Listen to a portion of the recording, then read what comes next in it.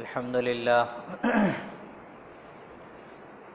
لله نحمده ونستعينه ونستغفره ونعوذ بالله من شرور أنفسنا ومن سيئات أعمالنا من يهده الله فلا مضل له ومن يضلله فلا هادي له ونشهد أن لا إله إلا الله وحده لا شريك له ونشهد أن سيدنا وسندنا وحبيبنا ونبينا ومولانا محمدا عبده ورسوله الذي أرسل بالحق بشيرا ونذيرا بين يدي الساعة. أما بعد فقد قال عز وجل في القرآن المجيد بعد أعوذ بالله من الشيطان الرجيم بسم الله الرحمن الرحيم ياسين والقرآن الحكيم إنك لمن المرسلين على صراط مستقيم.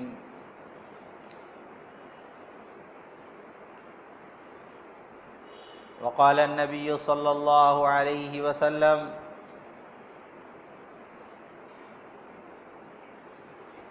كنت نبيا والآدم بين الماء والطين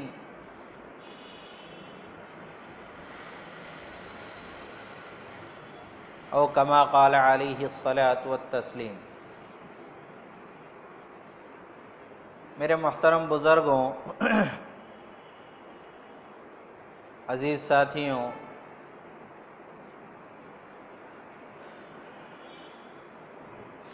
سیرت پاک کے متعلق آپ حضرات کے سامنے گزشتہ جمعہ بھی بات رکھی گئی تھی. ابھی اور اس کے متعلق آگے بھی بات ہوگی، لیکن سب سے پہلے ہم لوگ یہ نیت کریں کہ میرے نبی کی جو سیرت ہے وہ صرف سننے کے لیے نہیں ہے. میرے نبی کے تذکرے کو صرف سن لینا کافی نہیں ہے. اس میں کوئی شک نہیں کہ میرے اور آپ کے آقا تاجدار مدینہ محمد رسول اللہ صلی اللہ علیہ وسلم کا تذکرہ بھی میرے آپ کے لیے باعث سعادت ہے. اس میں کوئی شک نہیں. کیوں؟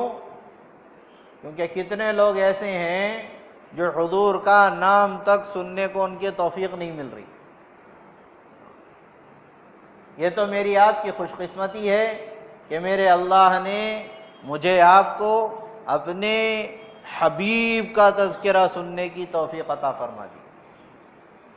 بہت خوش قسمت ہے.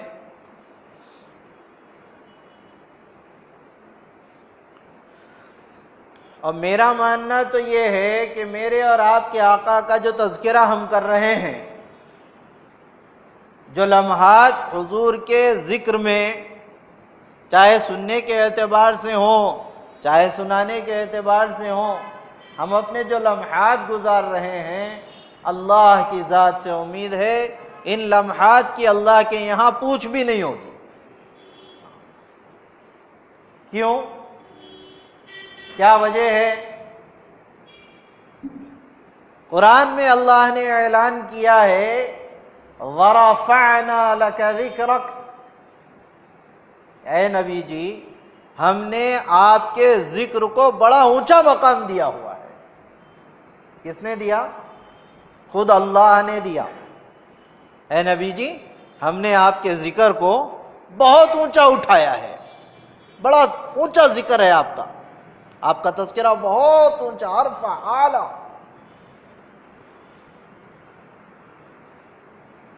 دیکھو دنیا میں بھی چند لوگ ہوتے ہیں جن کا ذکر اونچا شمار کیا جاتا ہے دنیاوی طبقات کے لحاظ سے.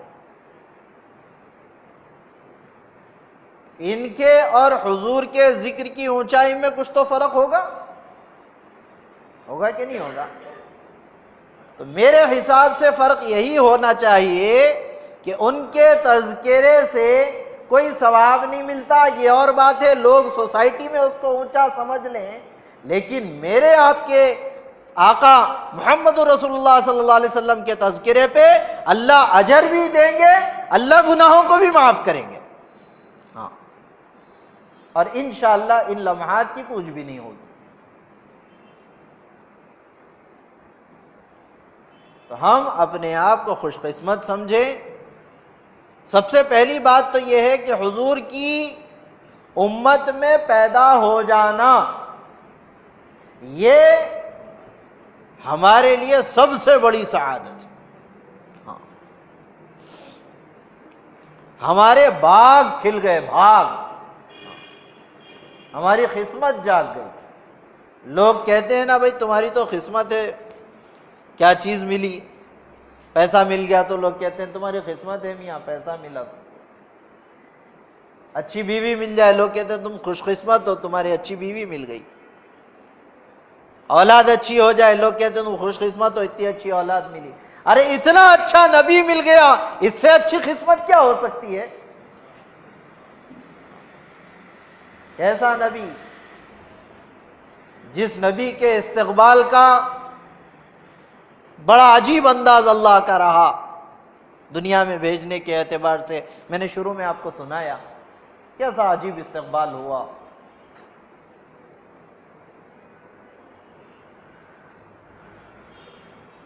تو میرا اور آپ کا نبی کوئی معمولی انسان نہیں ہے، کوئی معمولی انسان نہیں ہے۔ اللہ کے بعد اگر کوئی ذات ہے عزت کے اکرام کے قابل تو وہ محمد الرسول اللہ صلی اللہ علیہ وسلم کی ذات ہے۔ بعد از خدا بزرگ تو یہ قصہ مختصر، اللہ کے بعد سب سے بڑی ذات حضور کی ہے۔ ایسے اونچے نبی کی امت میں پیدا ہو جانا یقیناً خوش قسمتی کی بات ہے، لیکن ہم یہ سوچیں کیا صرف امت میں پیدا ہو جانے سے اللہ مغفرت کر دے گا؟ اس کی اطاعت ہمارے لیے کوئی معنی نہیں رکھتی؟ نہ، یہ سوچ بالکل غلط ہے۔ میں نے اس سے پہلے بھی کہا تھا کہ دونوں چیزیں ضروری ہیں، محبت بھی ہو، محبت کے ساتھ اطاعت بھی ہو، دونوں میں سے دونوں ترازو کے پلڑے ہیں، ادھر محبت ہے ادھر اطاعت ہے، دونوں کو بیلنس کرتے ہوئے چلنا ہے۔ صرف اطاعت کام نہیں دے گی، صرف محبت بھی کام نہیں دے گی، دونوں چیزوں کو لے کے چلنا ہے۔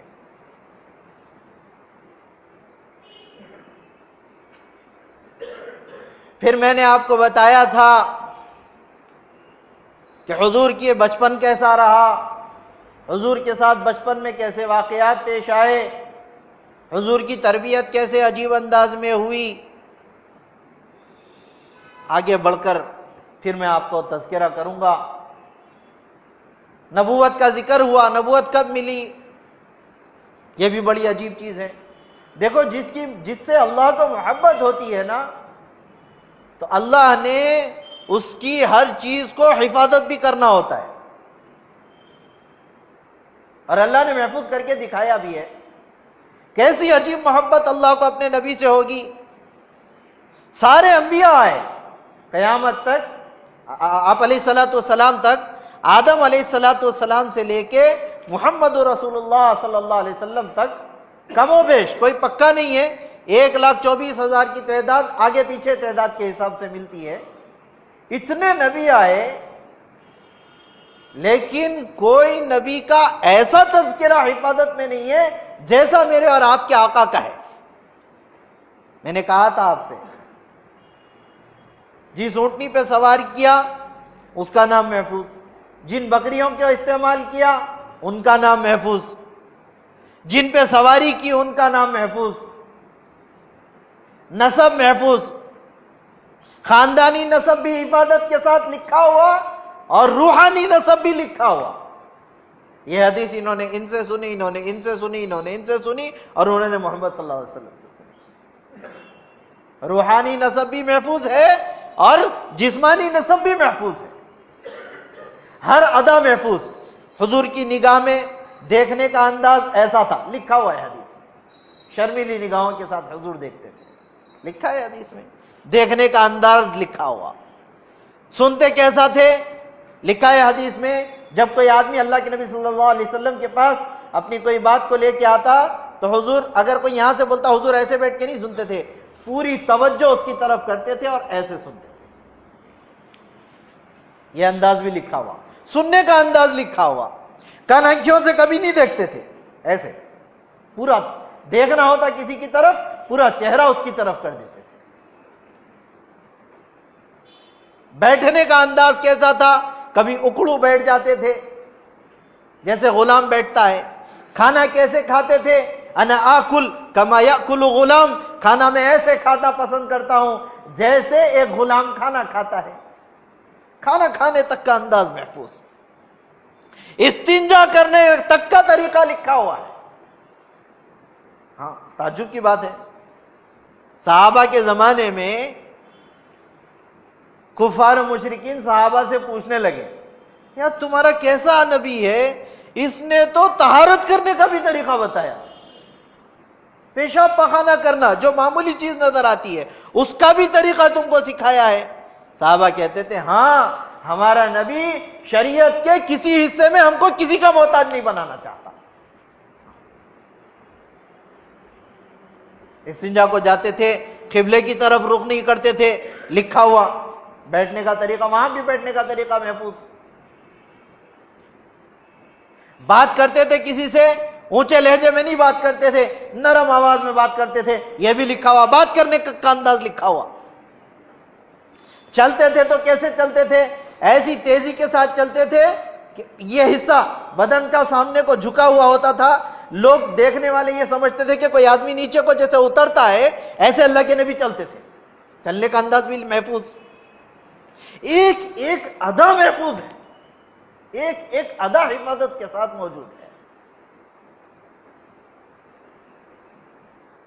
اسی لیے اللہ نے کہا نا انا نحن نزلناہ وانا لہ لحافظون, ہم ہی حفاظت کریں گے.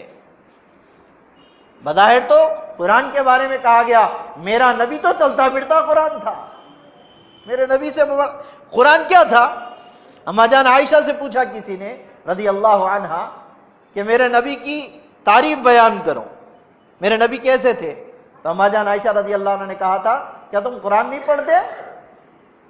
قرآن میرے نبی کی جو ہے لکھی ہوئی شکل ہے بس.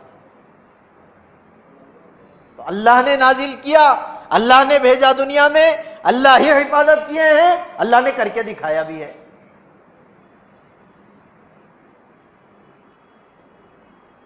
سوتے کیسا تھے؟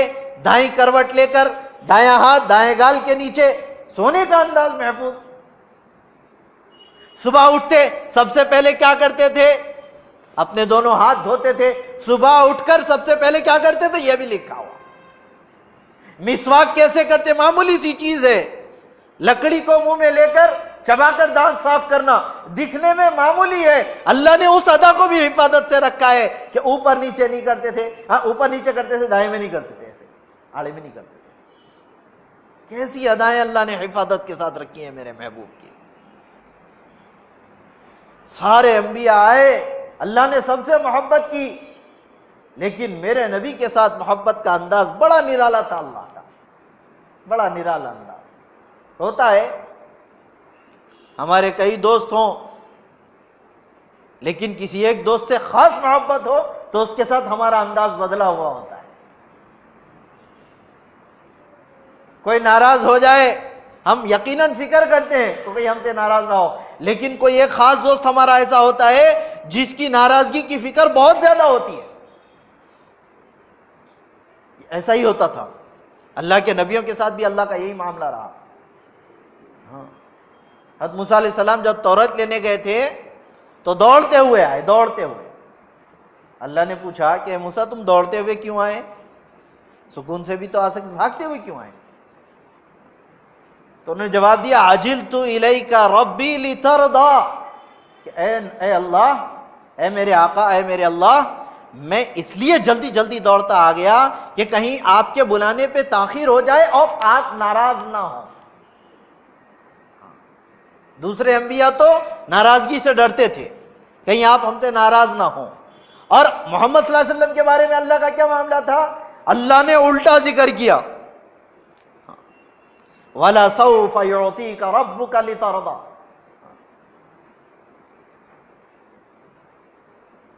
فترضى، اللہ آپ کو اتنا دیں گے کہ آپ خوش ہو جائیں گے، آپ راضی ہو جائیں گے۔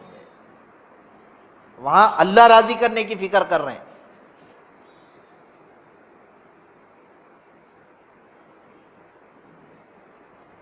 یہ بڑے عجیب انداز ہیں۔ بہرحال میں آپ کو بتا رہا تھا کہ جب نبوت دی گئی تو وہ بھی بڑی عالی شان طریقے سے دی گئی۔ دیگر انبیاء کو بھی نبوتیں ملی ہیں، لیکن وہ شان نظر نہیں آتی جو حضور پاک علیہ الصلوۃ والسلام کی ہے۔ کب ملی نبوت؟ 40 سال 6 مہینے 10 دن حضور کی زندگی کے، 40 سال 6 مہینے اور 10 دن اس میں نبوت دی گئی دنیا کے اعتبار سے۔ میں آپ کو قرآن سے سناتا ہوں، حدیث سے سناتا ہوں نبوت کب ملی۔ حضرت ابو ہریرہ رضی اللہ تعالی عنہ نے حضور پاک علیہ الصلوۃ والسلام سے سوال کیا۔ بڑے غور سے سننا یہ بات، میں آپ کو نبی کی شان بتا رہا ہوں، میرا نبی کتنا اونچا تھا۔ تو حضرت ابو ہریرہ رضی اللہ تعالیٰ نے پوچھا کہ یا رسول اللہ صلی اللہ علیہ وسلم، آپ کو نبوت کب ملی؟ متى وجبت لک النبوہ یا رسول اللہ، متى وجبت لک النبوہ، آپ کو نبوت کب ملی؟ یہ سوال تھا۔ تو اللہ کے نبی صلی اللہ علیہ وسلم نے یہ نہیں کہا کہ میں 40 سال کا تھا، 6 مہینے کا تھا اور 10 دن کا تھا، نہ۔ شان دیکھیں کیا عجیب نرالی شان۔ پہلے حدیث سنیں، اس کے بعد میں آپ کو قرآن سے بتاتا ہوں حضور کی نبوت کا عالم۔ تو اللہ کے نبی صلی اللہ علیہ وسلم نے جواب دیا، کنت نبیا والآدم بین الماء والطین، میں اس وقت نبی بنا دیا جا چکا تھا، میں اس وقت نبی بنا دیا جا چکا تھا جب آدم علیہ السلام کا جسم اطہر ابھی پانی اور مٹی کے درمیان تھا۔ حضور آدم علیہ السلام کا جسم بنا بھی نہیں تھا، مجھے نبوت مل چکی تھی۔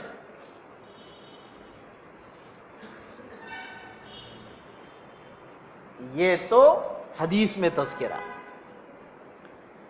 میں آپ کو قرآن سے سناتا ہوں۔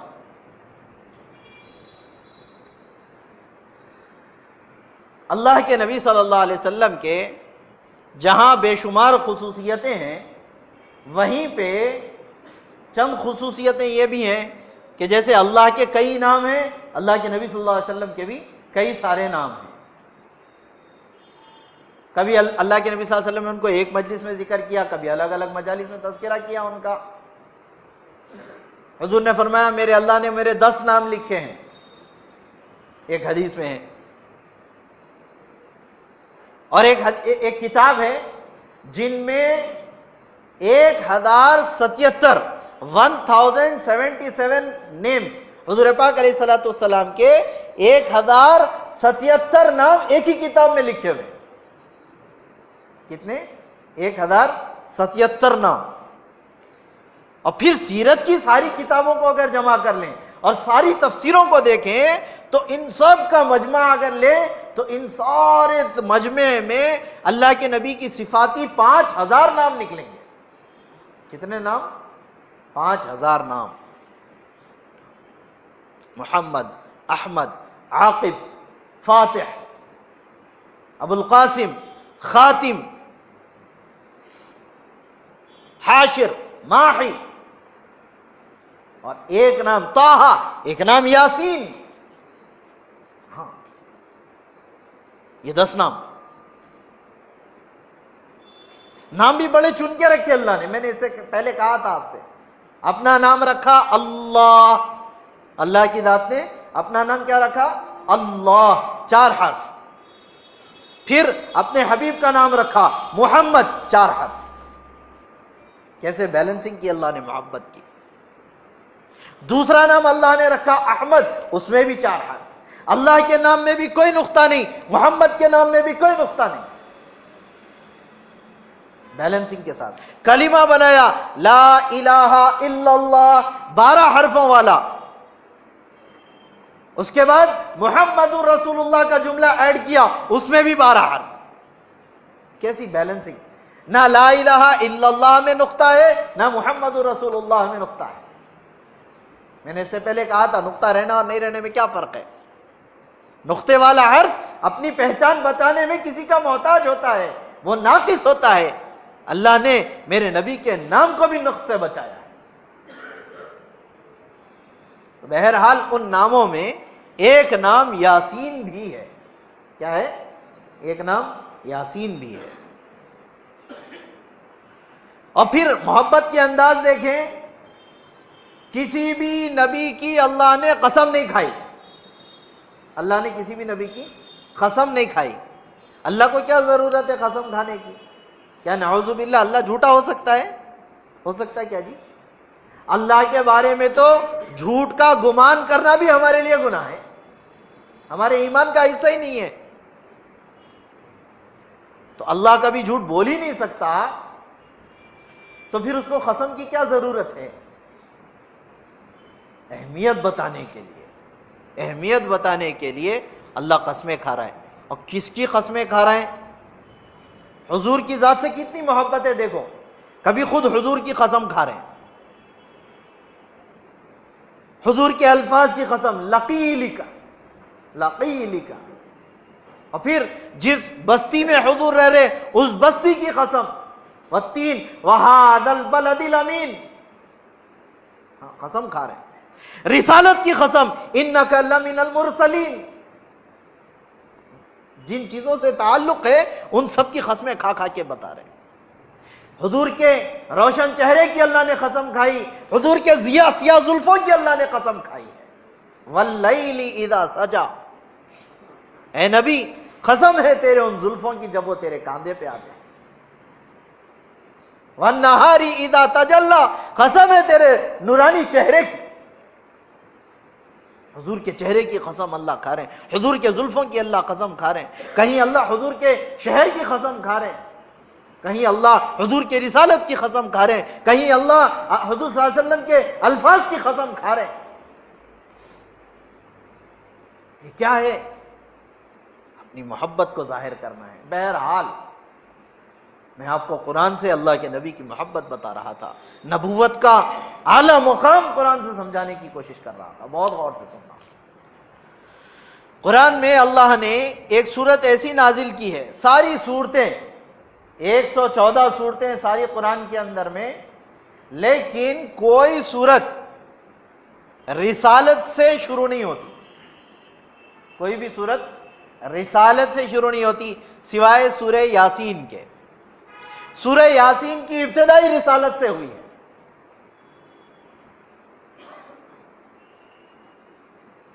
تو اللہ نے قرآن میں سورت نازل کی، یاسین والقرآن الحکیم انک لمن المرسلین. اللہ کہہ رہے ہیں محمد، یاسین کا مطلب ترجمہ تو اللہ بتائیں گے قیامت میں. چند حروف ہیں قرآن کے، حروف مقطعات، ان کا ترجمہ اللہ نے محفوظ کیا ہوا ہے، یہ ان کا مقام اللہ قیامت میں کھولیں گے. انہی میں سے ایک لفظ یاسین بھی ہے. لیکن چونکہ اللہ کے نبی کی ایک حدیث ہمارے پاس ہے کہ میرا ایک نام یاسین ہے، تو ہم یہاں پر اس کی تعبیر کر سکتے ہیں، تفسیر. تو اللہ نے یاسین کہہ کر اللہ کے نبی سے مخاطب ہو کے فرمایا والقرآن الحکیم. اے نبی جی، یہ جو قرآن ہے نا جو آپ کو دیا گیا ہے، ہم اس کی قسم کھا کے کہتے ہیں.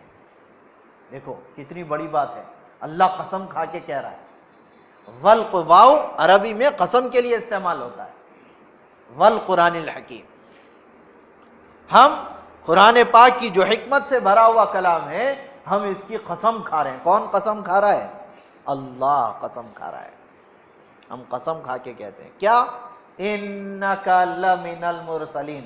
انا اور لام، انک لمن المرسلین، انا اور لام یہ دو حرف جہاں آ جاتے ہیں وہ پھر قسم میں شامل ہو جاتے ہیں. کتنی قسمیں کھا رہے ہیں.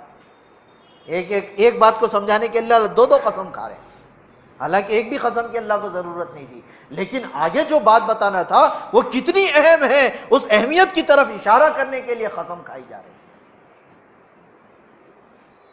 اور کیا فرما رہے؟ انک لمن المرسلین، آپ تو رسولوں میں سے ہیں۔ آپ کن میں سے ہیں؟ رسولوں میں سے ہیں۔ یہ میں نے قرآن سے بتایا۔ اس کا میں آپ کو بیک گراؤنڈ بتاتا ہوں، شان نزول۔ اللہ کے نبی نے فرمایا کائنات کی پیدائش سے، کس کے؟ انسانوں کے نہیں، انسانوں کی نہیں، کائنات، پوری کائنات کی پیدائش سے 1000 سال پہلے، کتنے سال پہلے؟ کتنے جی؟ 1000 سال پہلے، کائنات کے پیدا کرنے سے 1000 سال پہلے۔ اس کا مطلب کتنے سال ہو گئے اس کائنات کو پیدا ہوئے ہوئے؟ ہمارے پاس کوئی حساب نہیں ہے۔ ایک حساب دنیا والوں کا اگر ہم لے لیں، بگ بینگ تھیوری جو ہے اس کا ہم اگر حساب لے لیں، کیونکہ ان کی دلیل ہے کہ اس کائنات کو بنے ہوئے 25 سے 30 بلین سال ہوئے۔ کتنے؟ 25 سے 30 بلین سال گزر گئے۔ یہ ان کی تھیوری ہے، ان کی معلومات کے حساب سے۔ ہمارے پاس اس تھیوری کو رد کرنے کے لیے، انکار کرنے کے لیے کوئی دلیل نہیں ہے، پروف نہیں ہے۔ ہم بالفرض مان لیتے ہیں، چلو 25 بلین سال پہلے، بلکہ اس سے 1000 سال پہلے اللہ نے سورہ یاسین کی تلاوت فرمائی۔ کب تلاوت فرمائی؟ کائنات کی پیدائش سے 1000 سال پہلے۔ اب بتاؤ اس وقت کون تھا جی؟ صرف یک اللہ موجود تھا۔ اللہ قرآن میں مخاطب، کاف جو لفظ آتا ہے، انکا میں جو کاف کا لفظ ہے، یہ سامنے والے کو بول سکتے ہیں، اسی ذات کو بول سکتے ہیں جو سامنے موجود ہو۔ جو سامنے نہیں ہے اس کو کاف کا لفظ استعمال نہیں کر سکتے، اس کو ہا کا لفظ استعمال کر سکتے ہیں۔ انہو لمن المرسلین کہہ سکتے تھے اللہ، لیکن اللہ کہہ رہے انکا لمن المرسلین، آپ رسولوں میں سے ہیں۔ 1000 سال پہلے تلاوت کر کے کہہ رہے ہیں کائنات کی پیدائش سے، تو اس سے سمجھ میں آ رہا ہے کہ اللہ کے نبی تو کائنات کے بننے سے 1000 سال پہلے نبی بن چکے تھے۔ کائنات کی بننے سے 1000 سال پہلے نبی بن چکے تھے۔ یہ مقام ہے میرے آپ کے نبی کا۔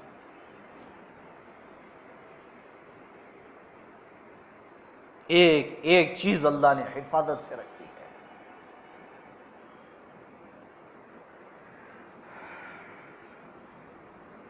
میرے پیاروں، یہ نبی کی سیرت سن کے مزے لینے کی نہیں ہے، زندگیوں میں عمل کے اعتبار سے لانے کی ہے۔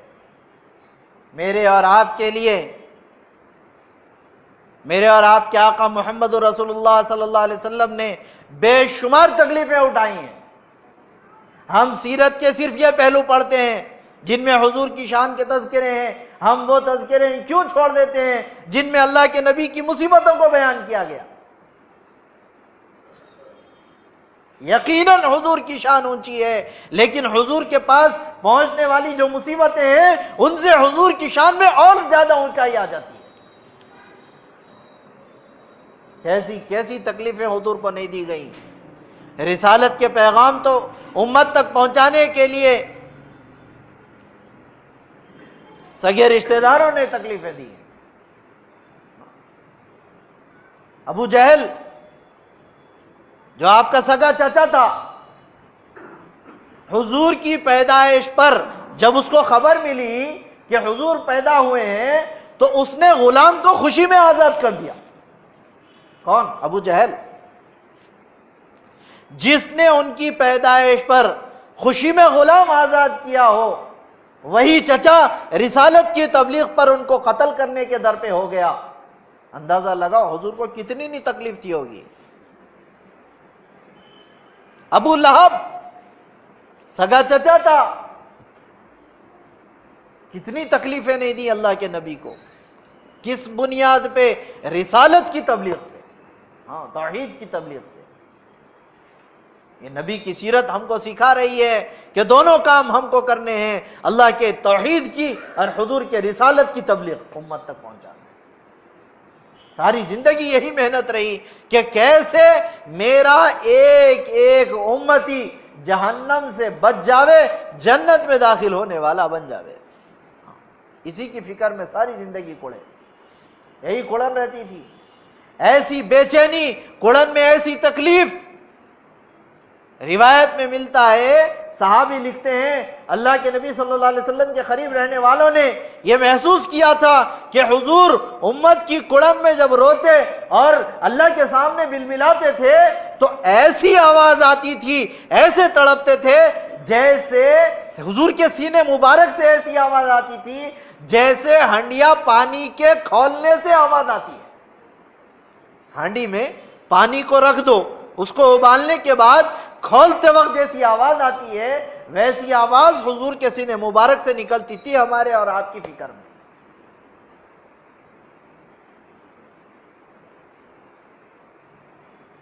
ساری زندگی تکلیفیں مشقتیں اٹھائیں، ایک ایک امت تک کیسے اللہ کا دین پہنچ جاوے، کیسے تعلیم میرے اللہ کی جو ہے امت تک، یہی مقصد تھا بعثت کا، انما بعثت معلما، میں تو تعلیم دینے والا بنا کر کے بھیجا گیا۔ اخلاق کو کیسے بنایا جاوے، انما بعثت لاتمم مکارم الاخلاق، میں تو امت کے اخلاق کو بنانے آیا تھا۔ جن کی فکریں میرے آقا نے ساری زندگی کی ہے، آج ہم ان چیزوں کو اجاڑ کر بے فکر بیٹھے ہوئے ہیں۔ کیا منہ دکھائیں گے، کس منہ سے حضور کے سامنے جائیں گے؟ تھوڑا اندازہ لگائیں، خود سوچ لیں گریبان میں منہ ڈال کے کہ جس نبی نے میرے لیے اپنا خاندان کٹوا دیا، اپنا گھرانہ لٹا دیا، میری پیشی اس کے سامنے ہوگی، وہ مجھ سے خوش ہوگا کہ ناراض ہوگا؟ تھوڑا سوچ لیں۔ کسی کو آپ تک پہنچنے کی ضرورت نہیں ہے، آپ خود اپنے دل میں جھانک کے دیکھیں، میں اپنے دل میں جھانک کے دیکھ لوں میں نے میرے نبی کا کیا مقام دیا ہوا ہے۔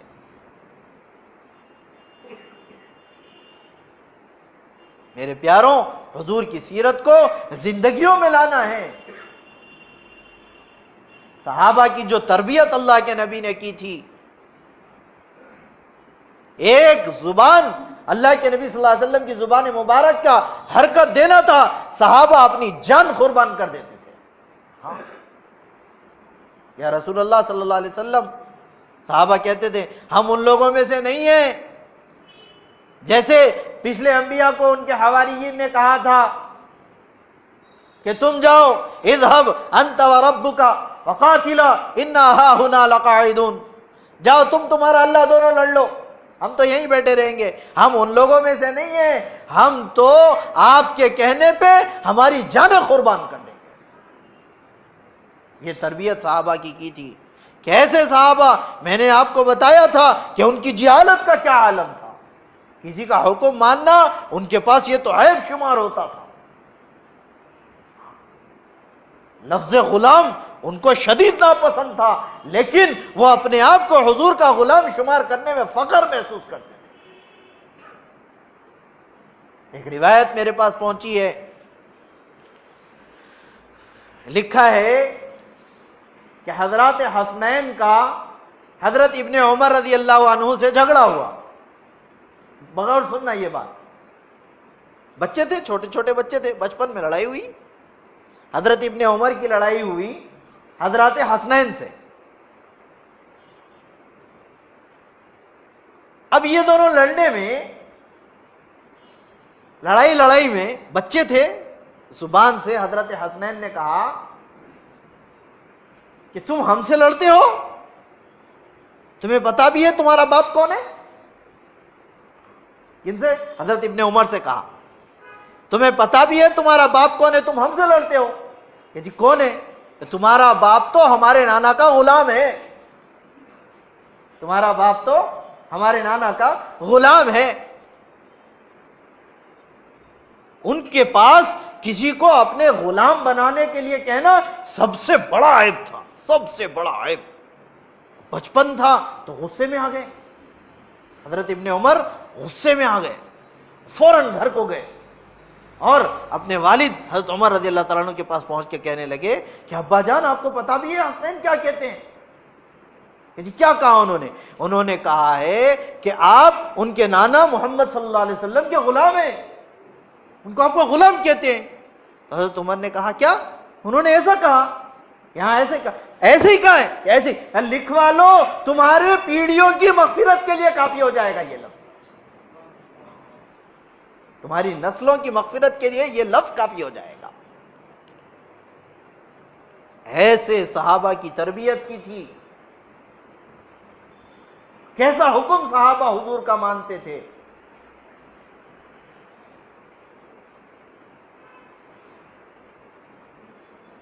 شراب حرام ہونے سے پہلے لوگ شراب پیا کرتے تھے، اسلام آ چکا تھا، شراب کی حرمت ابھی نہیں آئی تھی، صحابہ کہتے ہیں ہم شراب پیتے تھے، اور جس کے پاس جتنی پرانی شراب ہوتی تھی وہ اس پہ اتنا زیادہ فخر محسوس کرتا تھا، ہاں اس کا قبیلہ اتنا اونچا سمجھا جاتا تھا۔ چنانچہ لکھا ہے ہمارے منہ میں شراب ہے، ہم نے گلاس اٹھائی ہوئی ہے، ہمارے ہونٹوں پہ شراب لگی ہوئی، ہمارے منہ کے اندر شراب ہے، ابھی حلق سے نکلے نہیں تھے، مدینے کی گلی میں آواز آئی کہ شراب حرام ہو گئی، صحابہ نے کہا قسم ہے شراب کا گھونٹ ہمارے حلق سے نیچے اترا ہو، ہم نے فوراً شراب کو تھوک دیا، اور جتنے مٹکے شراب کے پرانے تھے ہم نے ان کو پھوڑ دیے۔ مدینے کے شہروں میں، مدینے کی گلیوں میں شراب جو ہے ندی کی طرح بہنے لگی۔ ایسی اطاعت تھی صحابہ کی، ادھر سن لیا ادھر مان لیے، اطاعت میں تاخیر کا کوئی موقع نہیں، کوئی سوال نہیں۔ مسجد نبی میں اللہ کے نبی خطبہ دے رہے ہیں، بیان کر رہے ہیں، صحابہ کا مجمع بھرا ہوا ہے، حضور صحابہ کے مجمع سے مسجد میں کہہ رہے ہیں، کوئی کھڑا ہوا تھا، اللہ کے نبی نے کہا بیٹھ جاؤ مجمع میں، مسجد میں، تاکہ اس کو کھڑے ہونے کے سننے میں تکلیف نہ ہو، حضور نے کہا بیٹھ جاؤ۔ ایک صحابی راستے سے گزر رہے بہت دور، ان کو حضور کی آواز سنائی دی، حضور کی صرف آواز سنی، یہ نہیں کہا کہ مسجد والوں کو کہا ہے، فوراً وہی راستے پہ بیٹھ گئے۔ یہ تھا حکم ماننا، اطاعت کا یہ جذبہ۔ حضرت ابن عمر راستے سے جا رہے ہیں رضی اللہ عنہ، عبداللہ ابن عمر رضی اللہ تعالیٰ عنہ، ایک جگہ پر جاتے جاتے ایسے جھکے اور اٹھ کے چلے گئے۔ ساتھ والے پریشان ہوئے کہ کیا بات ہوئی بھائی، اس جگہ آپ آئے، جب آپ یہاں پہنچے تو آپ ایسے جھک کے پھر آگے بڑھے۔ تو انہوں نے کہا ایک مرتبہ اللہ کے نبی صلی اللہ علیہ وسلم کے ساتھ میرا اس جگہ سے گزرنا ہوا تھا، یہاں پر جھاڑ کی ایک ڈالی تھی، حضور نے اس ڈالی سے بچنے کے لیے اپنے آپ کو جھکایا تھا، میں صرف اتباع سنت میں جھک کے گیا، اگرچہ کہ وہاں جھاڑ اس وقت نہیں تھا۔ جا رہے حضرت عبداللہ ابن عمر رضی اللہ تعالیٰ عنہ ایک جگہ بیٹھے، استنجا کرنے کی شکل کی، استنجا نہیں کیا، اٹھ کے چلے گئے۔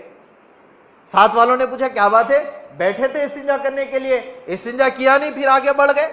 کہا میں اللہ کے نبی کے ساتھ جا رہا تھا صلی اللہ علیہ وسلم، میں نے دیکھا اللہ کے نبی صلی اللہ علیہ وسلم نے یہاں استنجا فرمایا تھا، صرف اتباع سنت میں بھی استنجا کے لیے بیٹھا، استنجا اگرچہ نہیں آیا لیکن میں نے حجت پوری کر دی، میں بیٹھ کے اٹھ کے چلا گیا تاکہ سنت زندہ ہو جائے۔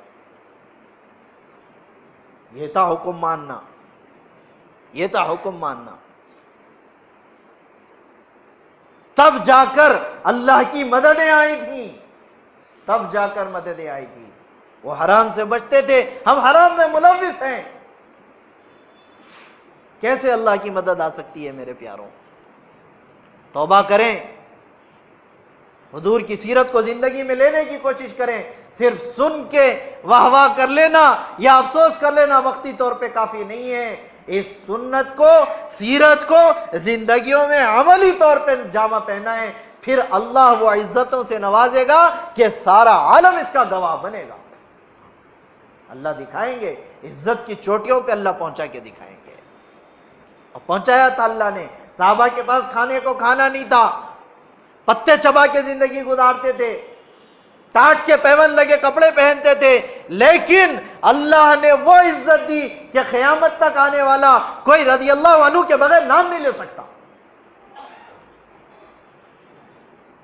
ہمارے لیے بہت فکریں کی ہیں، اپنے لیے تکلیف گوارا کر لی، ہماری تکلیف کو گوارا نہیں کیا اللہ کے نبی نے. اپنی امت کے اپنے اولاد کے بارے میں جب تذکرہ آیا تو اللہ کے نبی صلی اللہ علیہ وسلم نے کیا دعا کی؟ اللہم اجعل رزق آل محمد قوتا، کہ اے اللہ میری اولاد کا رزق تنگ کر دے.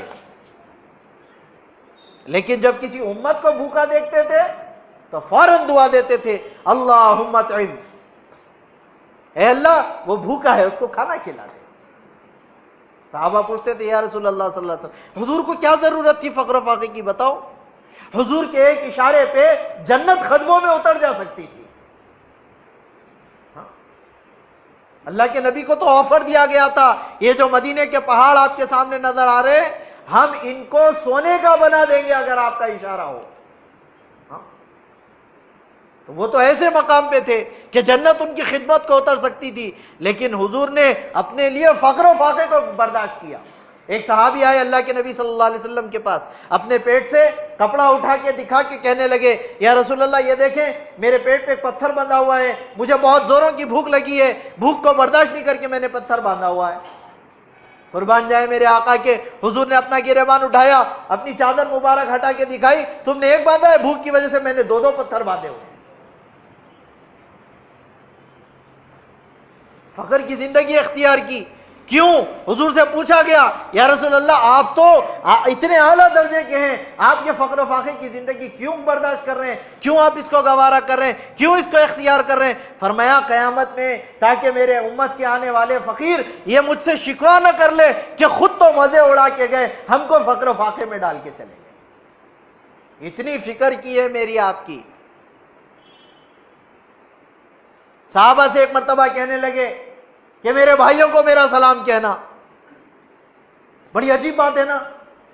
صحابہ کہنے لگے یا رسول اللہ ہم آپ کے بھائی نہیں ہیں. نہیں تم میرے صحابہ ہو، میرے بھائی وہ ہوں گے جو قیامت میں میرے قریب آئیں گے، انہوں نے مجھے دیکھا بھی نہیں ہوگا لیکن میرے دیدار کے لیے اپنا سب کچھ لٹانے کے لیے گوارا ہو کر لیں گے.